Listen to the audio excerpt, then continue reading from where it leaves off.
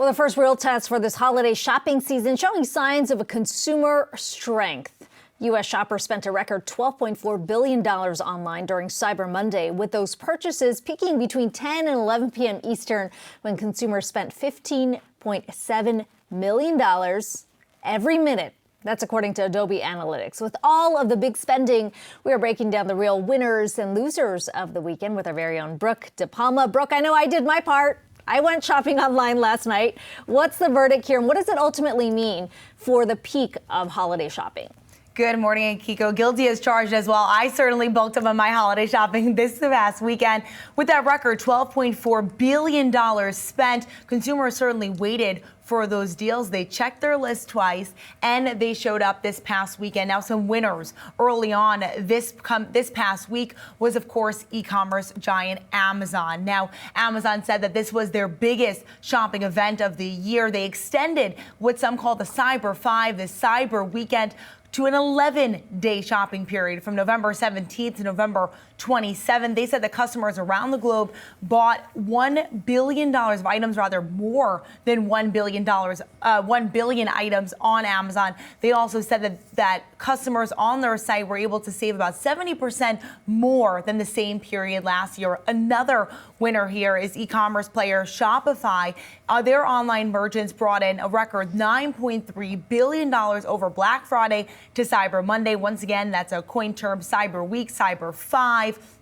They saw a 24% sales growth increase compared to 2022 being last year as consumers really shift to digital spend and ultimately shop online, as we saw this past weekend. And as you mentioned, buy now, pay later, getting a big pop this year as consumers remain pinched. We're keeping a close eye as a firm. One of the winners of this past weekend, shares now higher once again. They were higher on Monday as well. In total, buy now, pay later, the usage of that hit an all-time high. We saw shoppers contribute $940 million in online spending using this sort of payment technology in order to make sure that they could spend this holiday season. So, Brooke, we've talked about how people paid, but what about how they shopped? It was a lot more on mobile this year. Tell us about those numbers and how they could potentially really open up people to more scams as well.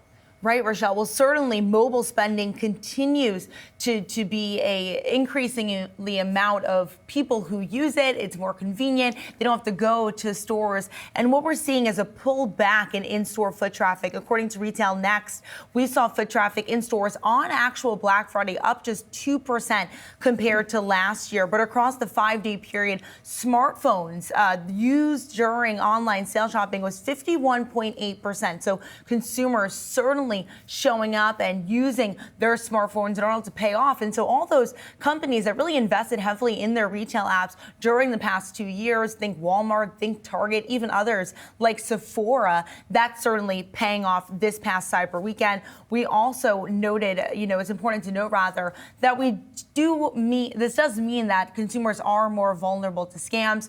And so it's really important that consumers double check those domain names, look out for any grammatical errors. And with the increase in AI, those scams are becoming a lot more legitimate looking. And so it's important to keep a close eye out that before clicking on any text, any links, any email, social media ads, look out to make sure that there's that lock symbol on the URL to make sure it's secure. Okay, certainly an important reminder there. Brooke DePalma, thanks so much for breaking that down for us today.